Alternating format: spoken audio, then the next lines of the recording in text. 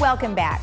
So Jeff Parker is here, and it's Friday, and he's going to give us some great updates on stuff that happened since the last time you saw him, as well as some things that we can use as resources. Well, thank you for joining us. Happy Friday. Happy Friday to you. Good morning. Yeah, I can't wait. It's the weekend. Woohoo! Although we do have a show tomorrow, but nonetheless, at least we have a couple of days to sort of enjoy ourselves. Good to be back with you. Yes, thank you for joining us. So you've got some things regarding face masks.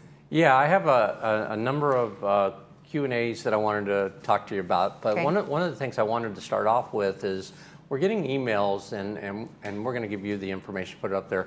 The IRS has sent out some additional information about a lot of scams that are occurring with regards to the COVID-19 situation, and we want to provide our residents with that information as to how to address these kind of scams, what the IRS really does do and what they don't do, in the sense of how to communicate with them to make sure it's not a scam. So we'll provide that coming to you, but I just wanted to mention that, so if people are wondering, they can call the IRS directly. Don't talk to people, don't give them your information. That's the main thing. Right, okay, good. So obviously there was a directive, and I know it was sort of a recommendation to wear face masks. However, we have a different situation in our community.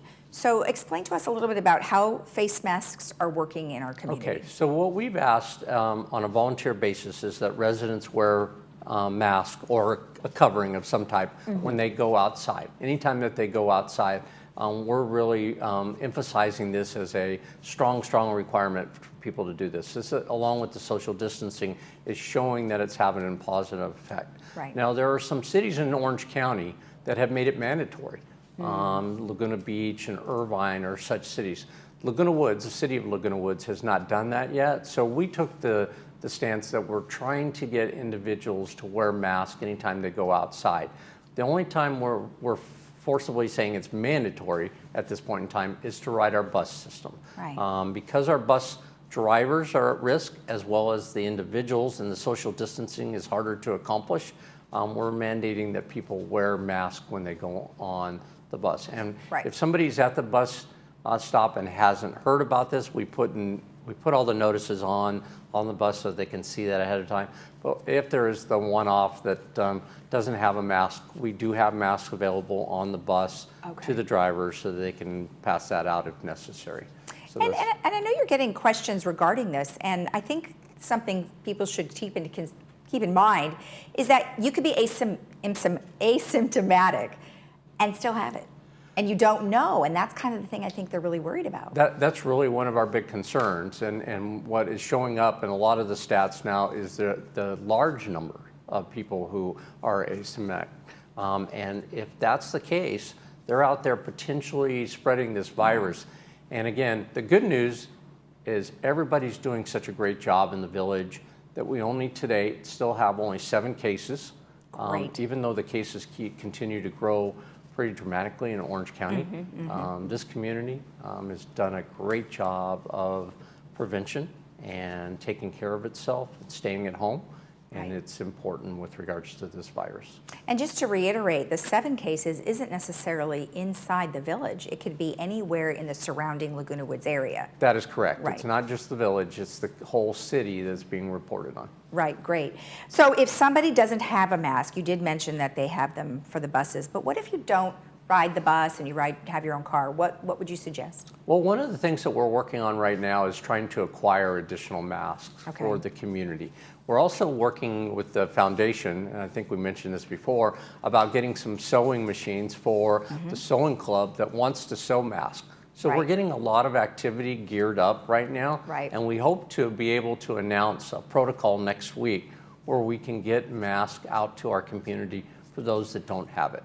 Whether that's going to be a pickup location at one of our community centers, we're not sure about that because obviously we want to address all those security issues and social distancing issues. But we think probably by Early next week, we're going to have a protocol and a number of masks that we can provide to the community. Well, that's great. So everybody stay tuned because we're going to hopefully have some information for you to tell you how you can get your masks. That's awesome. Workmen in the village, so some of them aren't wearing the masks. So what do you do there? Well, with regards to our employees, our employees are required to wear masks when they are outside. That's from anybody working in manor alterations on an emergency, or our landscape crew, or anybody working at the gates. Our ambassadors are working at. They're required to have masks. Okay. So I would encourage anybody that sees an employee that's working in the village to call our security department and let them know that they've indicated they've seen some employees. What we do have, though, in the community are construction workers that are private construction people, because permits were still allowed under the state provisions. They're still being issued by the city. We've allowed some of that work to continue in the village. So these may be personal contractors that are working at somebody's unit. We don't control that. We've encouraged them. We told them, again, it goes back to if we could get the city to mandate that they're wearing masks, that would make it a lot easier. But right now, it's more of a voluntary. We talk to the contractors when they're coming in to make sure that they're aware of our rules and regs, and most importantly, if they follow that, then they are going to be wearing. But if you have a situation where you see that, please call our security department, and we will work with them to arrange addressing the issue. Okay, excellent. Another question that came in was can I deny VMS maintenance staff into my home in order to abide by the social distancing? Well, the answer to that is really is no. And the reason for this is we are only doing emergency work at this point in time. So for instance, if you have a leak in your unit and we go in and fix it, what's occurring is we've had some questions about the follow-up inspection to see what was wrong. Besides the leak being fixed, people are trying to be conscious of this stay at home, and they're worried about people coming into their unit.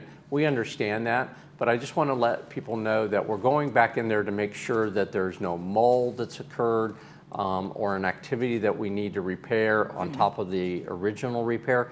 And most importantly, all our employees will be fully geared up. They will have masks, gloves, booties, and if necessary, air respirator type of activity if that's required. So the individual in the unit can be assured that they would be protected. There's no transmission based on the fact if we're wearing all that gear. And hopefully we're not going to be in the home very long because it's really a follow-up inspection in most cases. Perfect. Thank you for that clarification.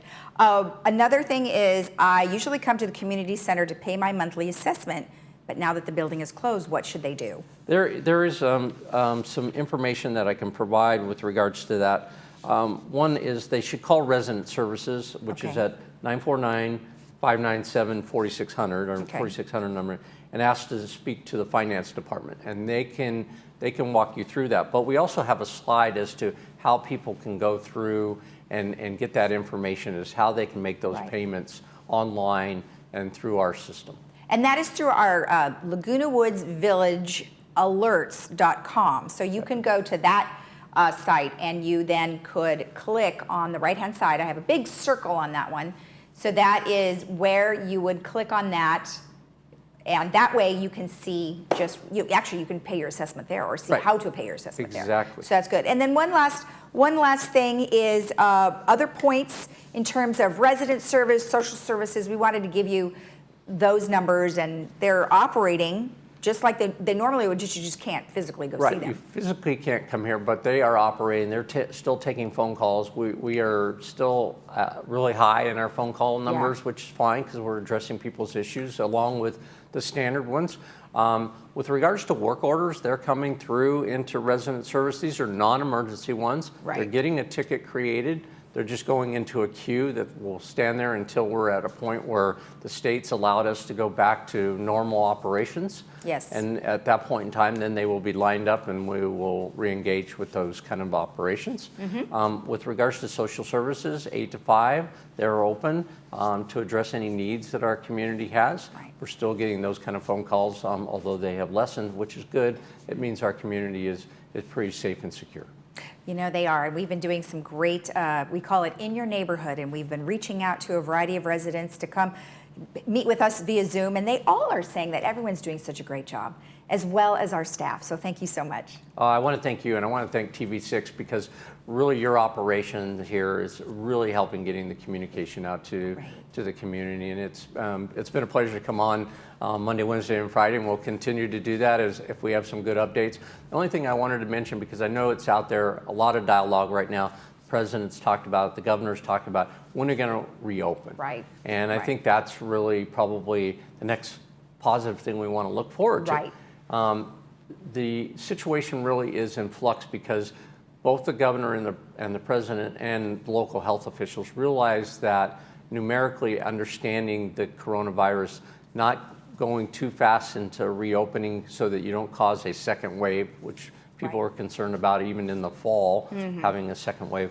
So the governor is talking about May 1st with regards to his time frame. Right. LA is looking at May 15th.